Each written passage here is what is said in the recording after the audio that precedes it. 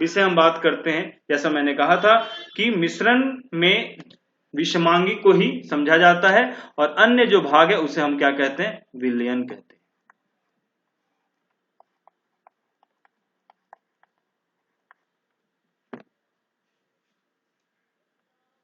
तो विलयन क्या होता है, जैसे अगर हम जल में नमक को घोलते हैं तो ये आसानी से क्या बन जाता है, घुल जाता है, और वो एक अलग से एक मिश्रण का निर्माण करते हैं जिसमें अब हम नमक और जल को अलग नहीं कर सकते।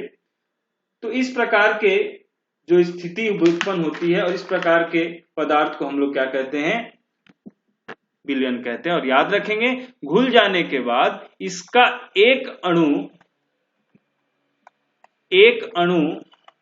भी खारा लगेगा।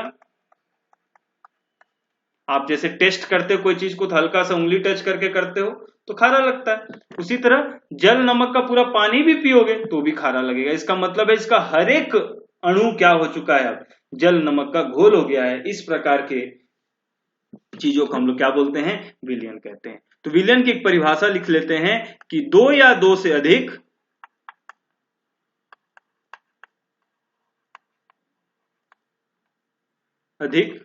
पदार्थों के समांगी मिश्रण को क्या कहेंगे, समांगी मिश्रण को हम विलयन कहते हैं।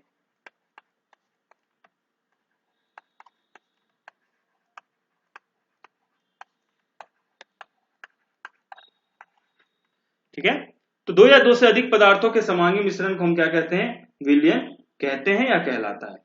आगे देखते हैं विलयन के कितने प्रकार होते हैं और वो समझते हैं। तो विलयन जो होता है वो मुख्यतः दो चीजों से मिलकर बना होता है। कोई भी विलयन दो चीजों से मिलकर बना होता है और उसे हम बोलते हैं विलय और विलायक।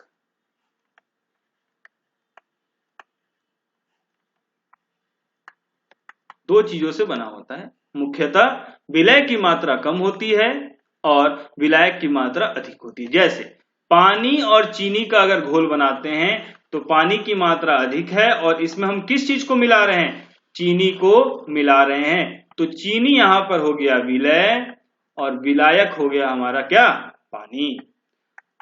और विलय और विलायक मिलकर चीनी पानी का घोल बनाए और उसे हम विलयन कहते हैं। तो यह विलयन की एक सरल परिभाषा हो गई। विलयन क्लियर हो गया। अब हम आगे देखते हैं कि विलय विलायक दो चीजों से वो बना होता है। तो हमेशा याद रखिएगा, कुछ केसेस में उल्टा भी होता है कि विलय की मात्रा अधिक हो, तो हम आगे उससे समझेंगे। और उसी के आधार पर विलय और विलायक की मात्रा के आधार पर और इसके अंदर जो आपस में समानता होती है उस चीजों को देखते हुए हम विलयन का वर्गीकरण करते हैं। तो विलयन का वर्गीकरण कैसे होता है वो समझिए। तो विलयन को मुख्यतः तीन रूप से वर्गीकृत करते हैं, तीन प्रकार से। पहला विलयन कहा जाता है जिसे कहा जाता है वास्तविक विलयन, जो काफी आसान है, समझेंगे, अभी तक वही पढ़ रहे थे, वास्तविक विलयन। दूसरा विलयन होता है जिसे हम लोग कहते हैं कोलाइडी विलयन।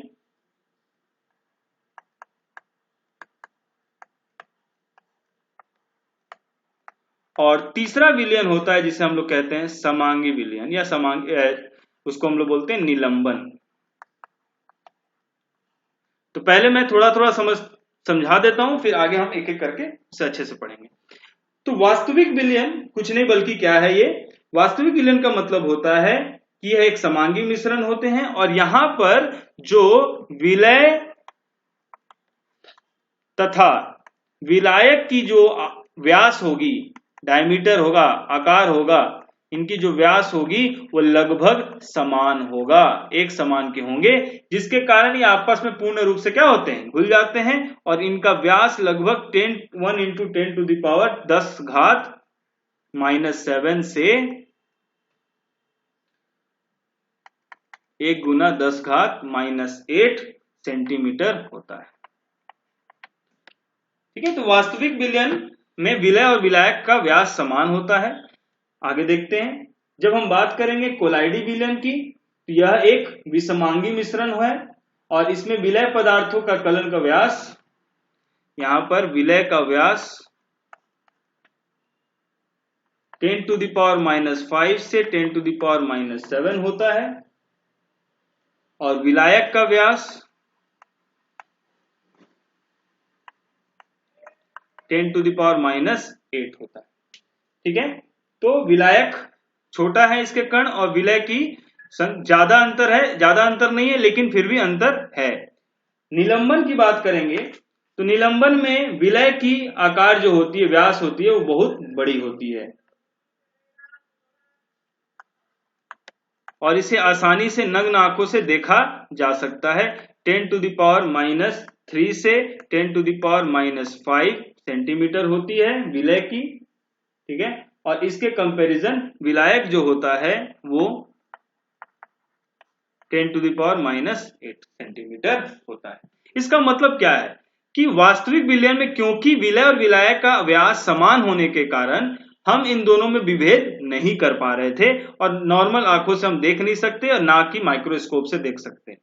कोलाइडी विलयन में विलय का जो आकार है वो विलायक के आकार से थोड़ा बड़ा होने के कारण इसे हम नग्न आंखों से तो नहीं देख सकते लेकिन माइक्रोस्कोप से देख सकते हैं। निलंबन में विलय का आकार बहुत बड़ा होता है, किसके सापेक्ष? विलायक के सापेक्ष। इस कारण से हम नग्न आंखों से भी विलय को देख सकते हैं और समझ सकते हैं कि इसमें क्या क्या है। जैसे उदाहरण ले लेते हैं, तो पहला का उदाहरण हो गया पानी प्लस चीनी, दूसरा का उदाहरण हो गया पानी प्लस आटा और तीसरा का उदाहरण हो गया पानी प्लस रेत। तो ये तीन उदाहरण हो गए हमारे पास वास्तविक कोलाइडी और निलंबन के। तो इसमें जो कोलाइडी विलयन है और निलंबन है ये दोनों विषमांगी होते हैं और वास्तविक विलयन जो होता है वो समांगी मिश्रण होता है। अब हम आगे देखते हैं कि इसमें और क्या क्या जानना है। तो पहला हमारा है वास्तविक विलयन।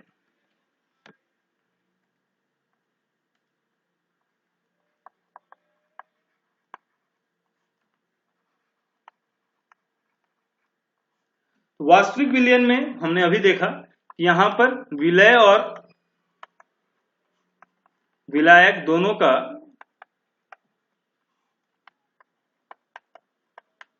व्यास क्या होता है? समान होता है।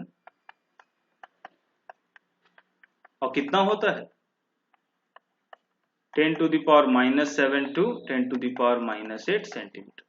समान होने के कारण इसमें हम विभेद नहीं कर सकते। अब देखते हैं कि वास्तविक विलयन के कितने प्रकार होते हैं। परिभाषा आप समझ चुके हैं। वास्तविक विलयन के प्रकार, पहला प्रकार होता है तनु विलयन।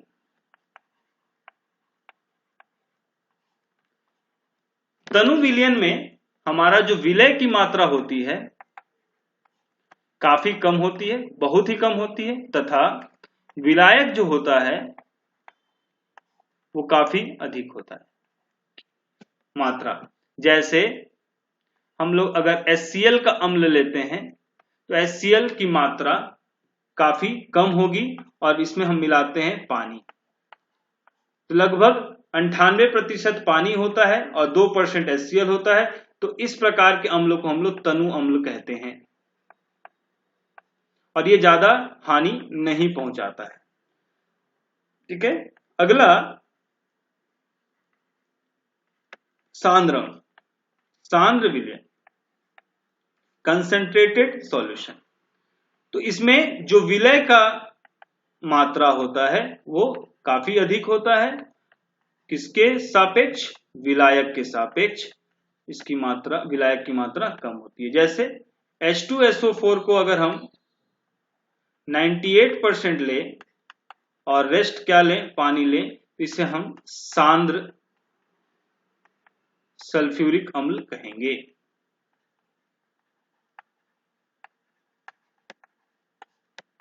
और ये काफी खतरनाक होता है। इसका pH मान 1 से लेकर 3 के बीच, 0 से 1 के बीच में होता है और जैसे जैसे पानी ज्यादा होगा अम्लीयता कम होते जाएगी। तो दोनों में अंतर आप समझ सकते हैं, विलय और विलायक में अंतर क्या होता है। अगला प्रकार है जिसे हम कहते हैं असंतृप्त विलयन।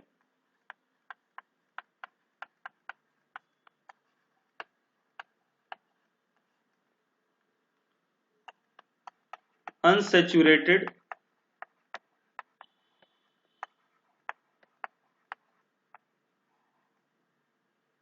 या अनसैचुरेटेड सॉल्यूशन। तो इसमें याद रखिएगा कि वह घोल जिसमें विलय की मात्रा उस विलयन को अगर उसी ताप पर संतृप्त करने वाली मात्रा से कम होगी तो असंतृप्त विलयन कहलाता है। इसका मतलब होता है कि अगर मान लीजिए कोई घोल है, उस घोल को हम क्या रखे हैं, किसी ताप पर रखे हुए हैं संतृप्त बनाने के लिए, और उसमें हम क्या कर सकते हैं, और घोल की मात्रा यानी और विलय की मात्रा को हम उसमें डाल सकते हैं, यानी और मात्रा उसमें घोली जा सके, तब उसे असंतृप्त विलयन कहते हैं।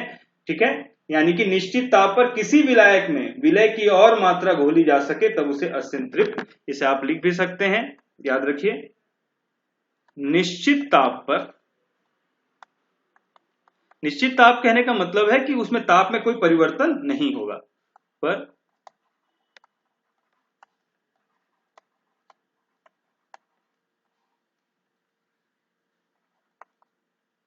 यानी कि उसमें और किसी विलायक में अगर हम और विलय मिला भी दें तो उसमें कोई परिवर्तन नहीं आएगा, तो उस विलयन को हम लोग असंतृप्त विलयन कहेंगे।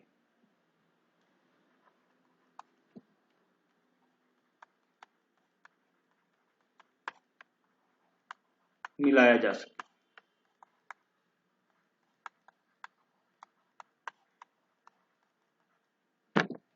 ठीक है, इसे हम क्या कहेंगे, असंतृप्त विलयन। ठीक इसका उल्टा अगला प्रकार है जिसे हम लोग कहते हैं संतृप्त विलयन।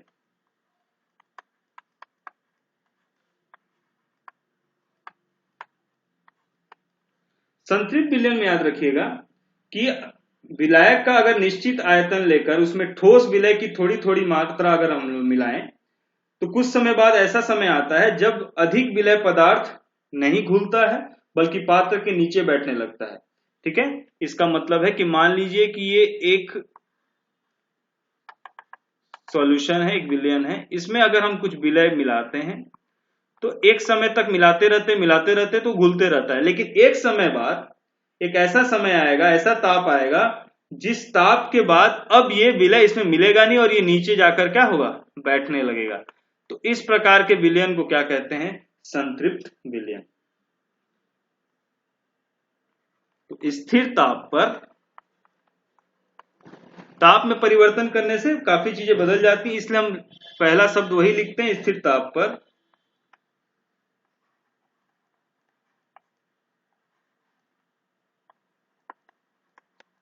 किसी विलायक के दिए हुए आयतन में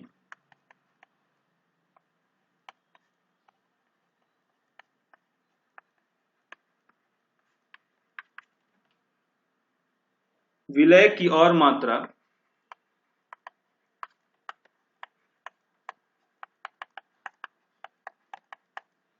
ना घुल सके। ठीक है, समझ में आया, घुल सके, तो उस ताप पर वह विलयन क्या कहलाएगा, उस ताप पर वह विलयन संतृप्त विलयन कहलाएगा।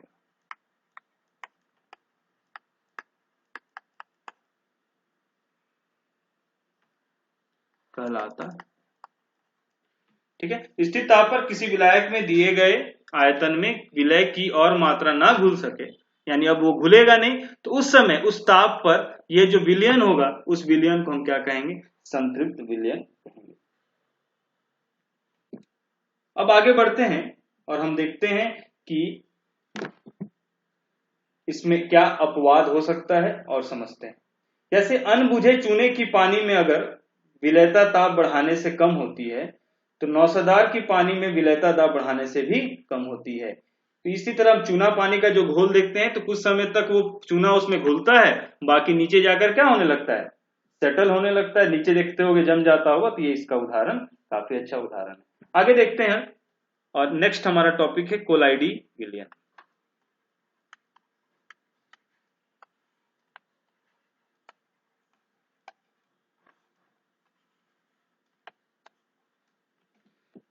कोलाइडी विलयन किस प्रकार का मिश्रण है? तो सबसे पहले ये जानेंगे कि यह एक विषमांगी है। विषमांगी का मतलब होता है कि इसके जो विलय और विलायक होंगे वो पूर्ण रूप से घुलते नहीं हैं, भले हमको नग्न आंखों से दिखे या ना दिखे। विषमांगी मिश्रण है और इसकी आकार मैं बता चुका हूं। इसमें विलय का आकार थोड़ा ज्यादा होता है किससे? विलायक से। विलय का आकार होता है 10 टू द पावर 10 घात ऋण 5 और 10 घात ऋण 7, और विलायक का, ठीक है। तो यहाँ पर विलय का आकार जो होता है, व्यास जो होता है, वो विलायक के आकार से क्या होता है? ज्यादा होता है। और इसे हम नग्न आंखों से लेकिन देख नहीं सकते। इसे हम नग्न आंखों से, नेकेड आई से देख नहीं सकते। क्यों नहीं देख सकते? क्योंकि आपस में काफी कम अंतर का इनके बीच में व्यास होता है, ठीक है। तो इसमें याद रखिएगा, इसमें हम दो शब्दों का प्रयोग करते हैं, परिच्छिप्त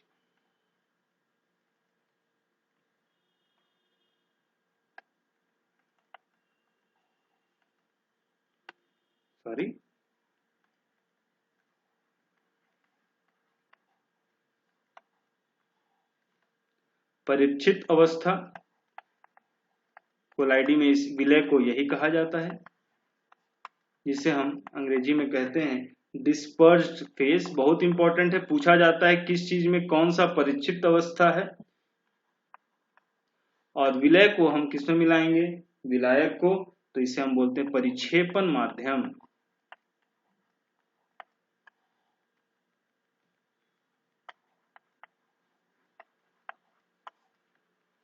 इसे हम विलायक कहते हैं, और यह मिलकर हमारा बनाता है क्या? कोलाइडी विलयन।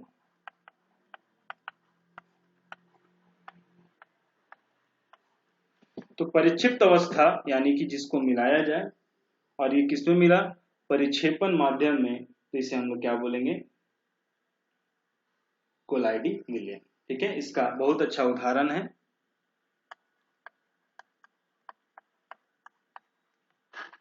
पानी तथा आटा। जो हम लोग डो बनाते हैं, आटा पानी का जो गूंथते हैं, उसके बाद उसमें हमें लगता है कि आटा पूर्ण रूप से पानी में मिल गया है, लेकिन अगर हम सूक्ष्मदर्शी से देखेंगे तो इसमें आसानी से दोनों अलग अलग दिखेंगे। आगे देखते हैं हम लोग कोलाइडी विलयन के क्या क्या गुण होते हैं।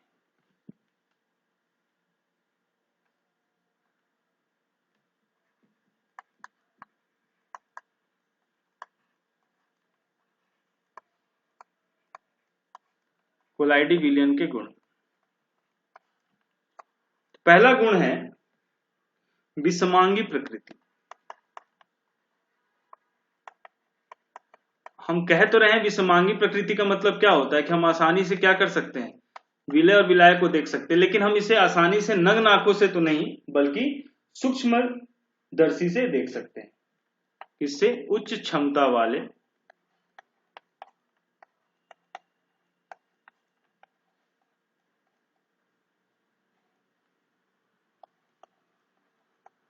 सूक्ष्मदर्शी से हम क्या कर सकते हैं?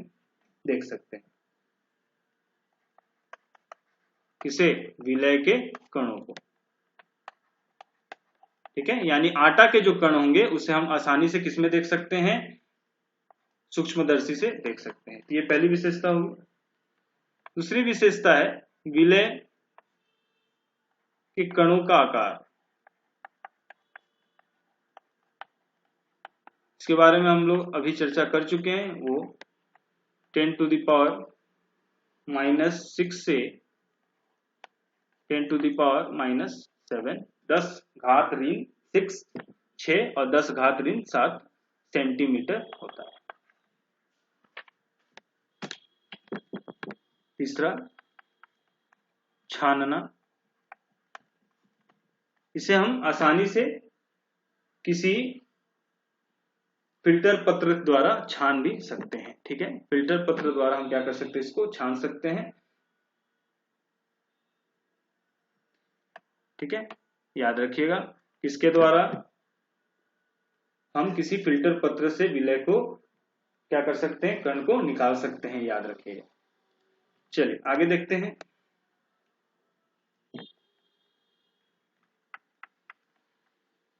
टिंडल प्रभाव। टिंडल प्रभाव को समझेंगे,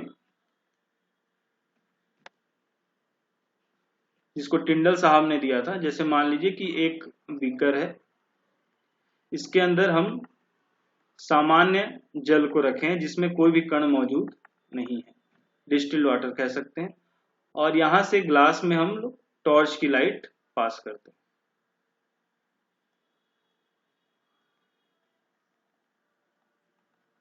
ठीक है, तो जब हम टॉर्च की लाइट यहां पास करते हैं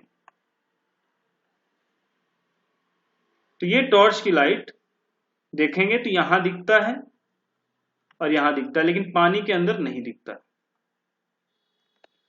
ठीक है, लेकिन जब हम इसके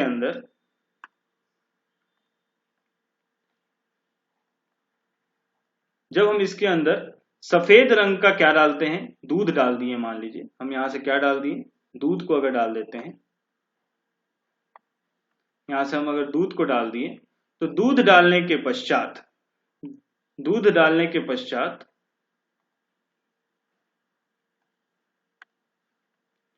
यहां पर हमको लाइट दिखना चालू हो जाता है। ऐसा क्यों हुआ? ऐसा इसलिए हुआ कि पानी के अंदर पहले कोई कण मौजूद नहीं थे, लेकिन जैसे ही हम उसके अंदर दूध डालें तो वहां पर विलय की जो आकार है वो बढ़ जाती है, और विलय के आकार बढ़ने के कारण जैसे ये कण है, कण से लाइट टकराकर क्या होती है, फैलती है। हम जानते हैं कि प्रकाश किरण तभी फैलती है जब उसको क्या मिलता है, कण। सेम कारण हमारे वायुमंडल में भी होता है। जैसे अगर हम चंद्रमा की बात करें तो चंद्रमा का आसमान क्या होता है, काला होता है। चंद्रमा का आसमान काला इसलिए होता है, धूप की रोशनी इस पर भी पड़ती है, लेकिन फिर भी उसका आसमान काला नीला ना होकर काला होता है, क्योंकि यहां पर उसकी कोई भी एटमॉस्फेयर, वायुमंडल नहीं है, और वायुमंडल नहीं होने के कारण यहां से लाइट टकराकर फैलती नहीं, वो सीधे इस चंद्रमा पर जाती है। लेकिन पृथ्वी पे के ऊपर वायुमंडल है, पृथ्वी के ऊपर वायुमंडल है, जिसके कारण कणों से टकराकर लाइट क्या होती है, फैल जाती है, जिससे हम लोग विकिरण, प्रकीर्ण भी कहते हैं, स्कैटरिंग ऑफ लाइट। तो इसी प्रभाव को टिंडल साहब ने दिया था कि कोलाइडी कण प्रकाश की किरणों को आसानी से फैला देता है।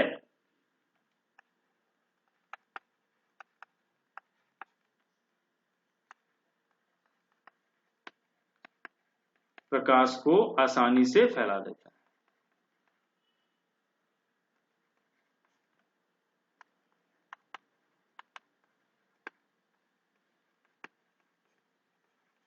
ठीक है, इस प्रभाव को हम लोग क्या बोलते हैं, टिंडल प्रभाव, जिसे टिंडल नामक वैज्ञानिक ने दिया था।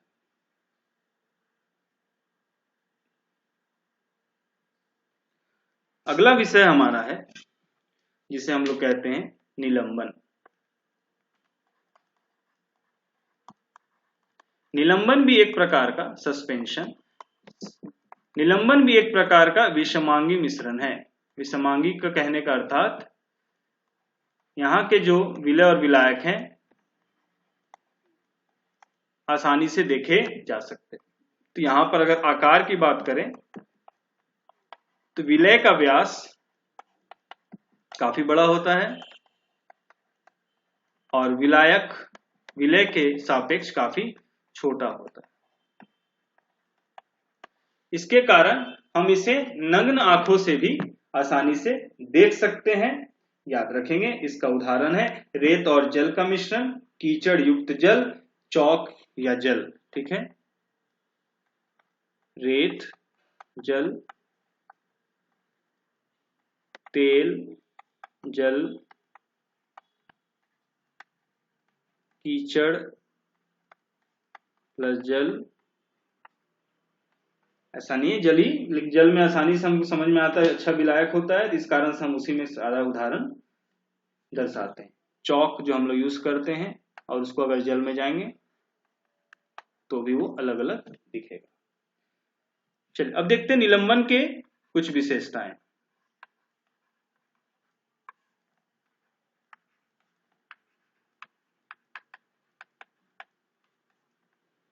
तो निलंबन पहली विशेषता है कि यह एक क्या है, विषमांगी मिश्रण है, की चर्चा हम पहले ही कर चुके हैं। दूसरी विशेषता है विलय का कण, विलय कण के आकार बड़े होते हैं।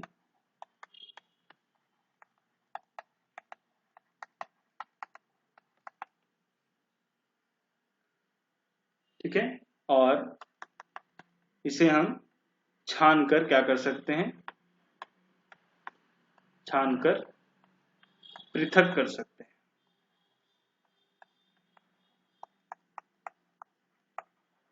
किसे, विलय को। तो ये उदाहरण और विशेषता हो गई किसकी, निलंबन की। ठीक है, आगे के भाग हम अगली कक्षा में करेंगे।